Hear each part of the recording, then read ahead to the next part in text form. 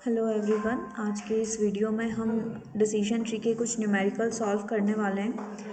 इसमें हमें जो फर्स्ट क्वेश्चन दिया हुआ है, इसमें हमें एक सिनेरियो गिवन है। इस सिनेरियो में दिया है कि हमारे पास एक ट्रेनिंग सेट है जिसे हम एज अ डी कंसीडर करेंगे of class level tuples randomly selected from all electronic customer database. ये इलेक्ट्रॉनिक कस्टमर डेटाबेस है जिसमें कि हमने एक डी डेटा सेट, इस सेट को हमने एज अ डी कंसिडर किया हुआ है। द क्लास लेवल एट्रीब्यूट, जो हमारा क्लास लेवल एट्रीब्यूट है वो बाय कंप्यूटर है।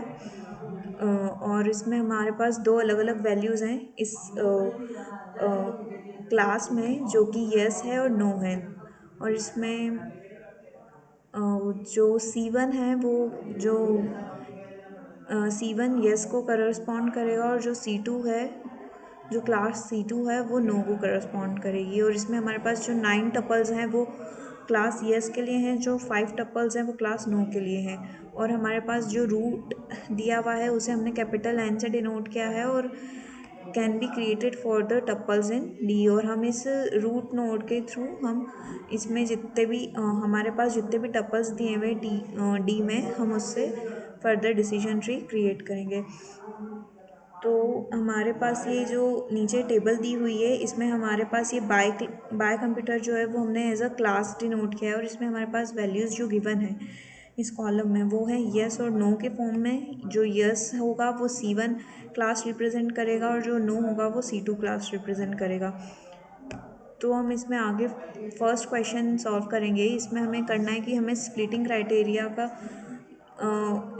क्राइटेरिया फाइंड आउट करना है, जो कि computation of information gain of each attribute, मतलब हर एट्रीब्यूट का हमें स्प्लिटिंग क्राइटेरिया फाइंड आउट करना है। तो सबसे पहले हम इंफॉर्मेशन गेन जो है वो निकालेंगे।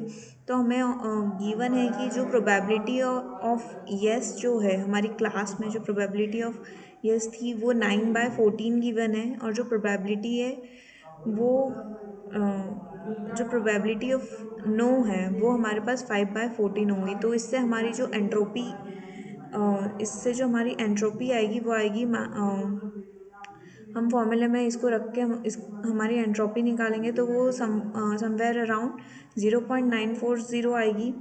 तो इस वैल्यू को यूज़ करके हम हमारे हर एट्रीब्यूट का, जैसे एज, इनकम, स्टूडेंट, और जो नेक्स्ट एट्रीब्यूट है क्रेडिट क्रेडिट रेटिंग, इनका हम इंफॉर्मेशन गेन निकालेंगे। तो जो हमारा फर्स्ट एट्रीब्यूट जो है वो एज है, को उस एज के लिए हम इंफॉर्मेशन गेन जो निकालेंगे वो होगा 0.029।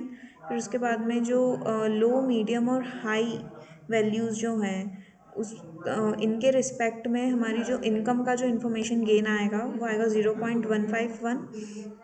फिर येस नो के रिस्पेक्ट में जो हमारे स्टूडेंट का जो इन्फॉर्मेशन गेन आएगा वो आएगा 0.048। और जो हमारा क्रेडिट रेटिंग का जो इन्फॉर्मेशन गेन आएगा वो आएगा 0.324। तो बेसिकली हमें पता है कि हम जब इन्फॉर्मेशन गेन का यूज़ करते हैं तो जब भी हमारा इन्फॉर्मेशन जिस भी वैल्यू का सबसे ज़्यादा होता है, जिस भी एट्रीब्यूट का इन्फॉर्मेशन गेन सबसे ज़्यादा होता है, वो वैल्यू एज अ हमारा स्प्लिटिंग क्राइटेरिया के लिए बेस्ट एट्रीब्यूट माना जाता है। तो इसलिए इस क्वेश्चन में हमारे लिए जो हमारा बेस्ट एट्रीब्यूट जो फाइंड होगा वो होगा क्रेडिट रेटिंग, जो कि इन्फॉर्मेशन गेन के थ्रू फाइंड किया गया है। अब जो हमारा सेकंड क्वेश्चन है, सेकंड क्वेश्चन में था हमें कि find the splitting criteria using Gini index of each attribute. इसमें हमें गिनी इंडेक्स का यूज़ करना है। फर्स्ट हमने इन्फॉर्मेशन गेन का यूज़ किया था, अब हम गिनी इंडेक्स का यूज़ करेंगे। गिनी इंडेक्स का यूज़ करके हमारे पास जो हमारा रूट वैल्यूज़, मतलब हमारे पास जो प्रोबेबिलिटी ऑफ यस और प्रोबेबिलिटी ऑफ नो गिवन थी, तो हम उसे जिनी इंडेक्स के जो फॉर्मूला है उसमें हम इन वैल्यूज़ को पुट करेंगे, और इससे हमारा जो अप्रॉक्सीमेट आंसर आएगा वो आएगा 0.459। अब ये जो 0.459 आया है, ये हमारा जो पूरा सेट है उसका जिन इंडेक्स है। अब हम हर एक एट्रीब्यूट का जिन इंडेक्स निकालेंगे। तो हम सबसे पहले लेंगे यूथ, मिडिल एज और senior.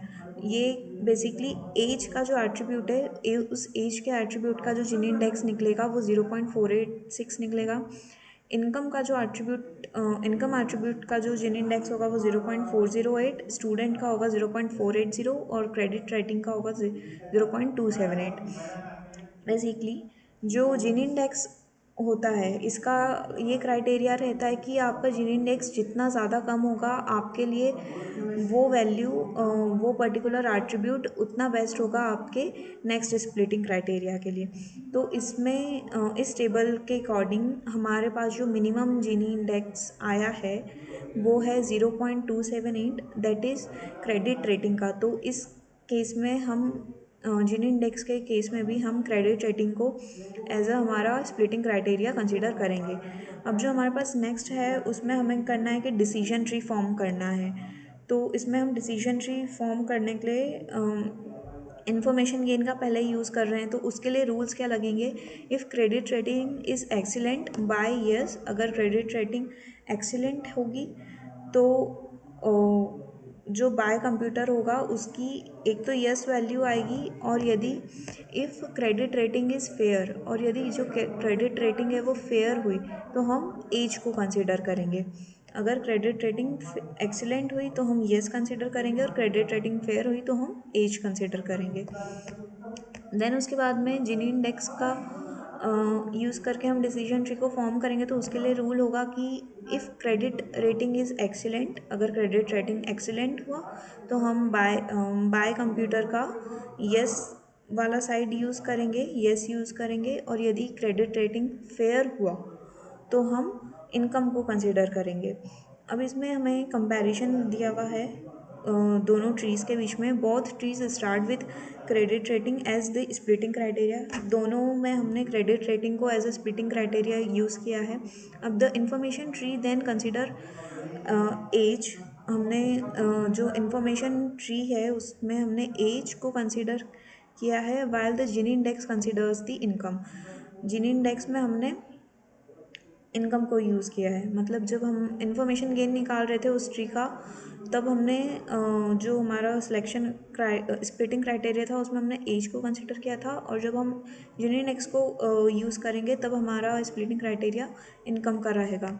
This difference could lead to the different outcome for the specific case. तो इससे हमारा जो भी इस पे जो भी हमारे आउटकम्स होंगे वो डिफरेंट होंगे इन दोनों केसेस में, and the choice of the metric can influence the tree structure and the rules.